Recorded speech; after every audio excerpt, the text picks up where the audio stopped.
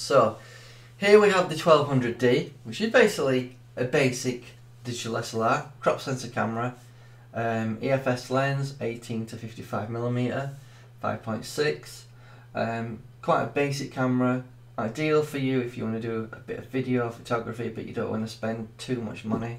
It's a basic kit setup. If you're a beginner, this is probably what you want to start out with. You know, it's quite decent sensor on it, and you can capture some really good images. Let's move on to the next camera. Right, a step up from that particular camera is the 750D, which is quite a nice camera. They've increased the actual megapixels on this one to 24.2 megapixels. It's still a crop sensor camera.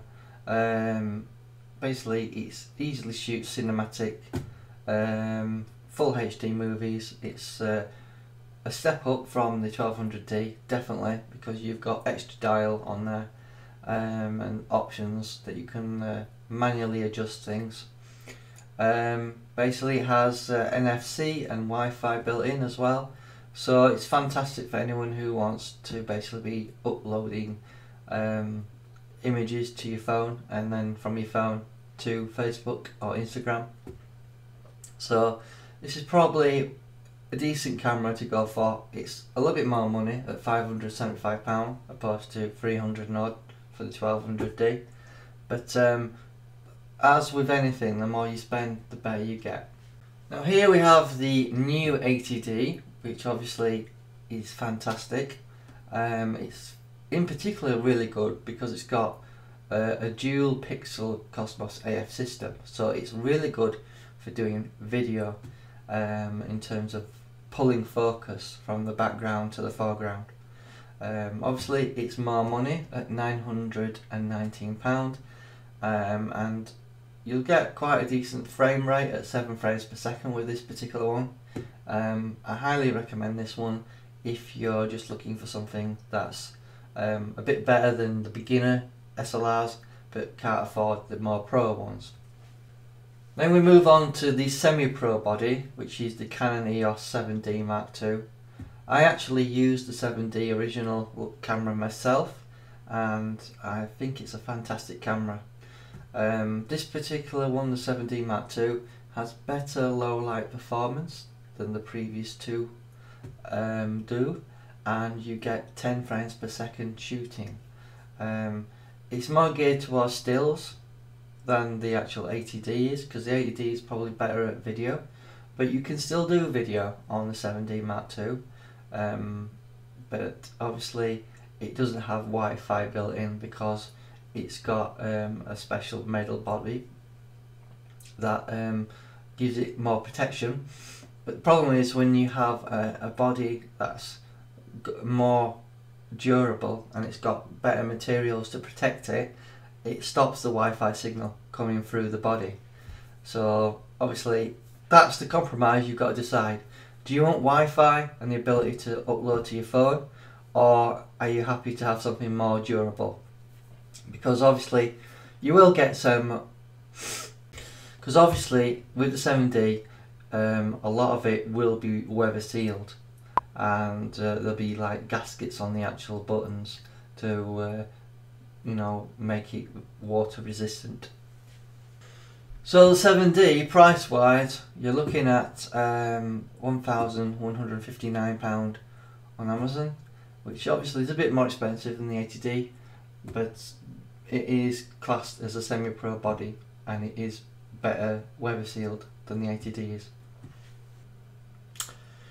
Right, one other camera I want to discuss is the Canon EOS 5D Mark III.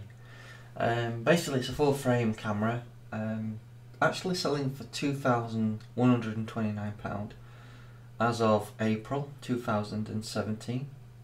Obviously I think Canon have reduced the price because obviously the Mark IV is around £3,000 at present pricing, and basically it's a fantastic camera if you need full frame and you're interested in doing weddings, anything that requires something that can capture pictures in low light, this is the camera you want to go for.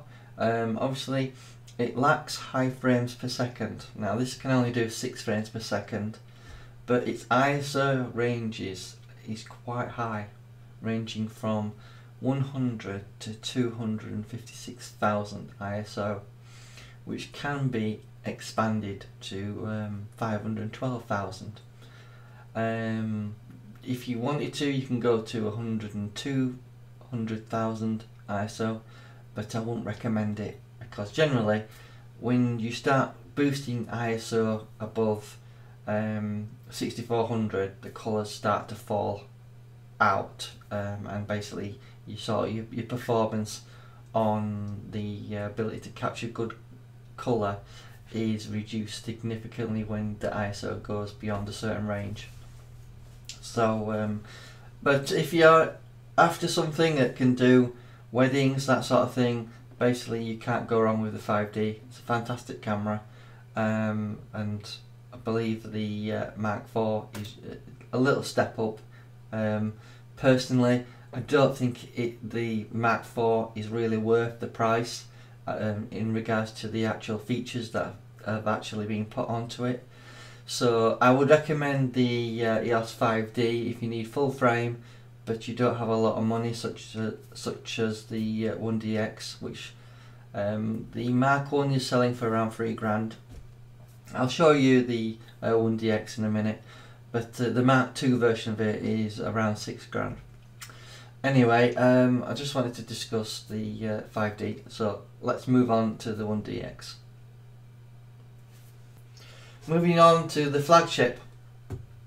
This is the Canon EOS 1DX. There is a Mark II version out, which I believe is selling for at least twice the amount. But £3,899 will buy you the Canon EOS 1DX with its 18.1 megapixel. This is actually different to the other ones I've shown you in terms that it's a full frame sensor, and basically you can still achieve what you can with the 7D in terms of its frame rate, ranging from 12 frames per second to 14, but you know, it is a more durable body. But a lot of people underestimate the 1D bodies and think they can get on with the cheaper ones. The thing you've got to keep in mind is when you put a battery in one of these 1D bodies, they last forever. Many times I've had one of the cheaper cameras, such as my 600D and my 7D, and I run out of battery power. You know, in a full day, you know, 2 batteries are dead basically. But with this particular camera, you're likely to not run out of battery power even if after using it for 3 days solid. So it's a fantastic camera if you need something that can basically achieve long running times basically. So that's my rundown of the cameras that I think you should take a look at, and thank you for watching.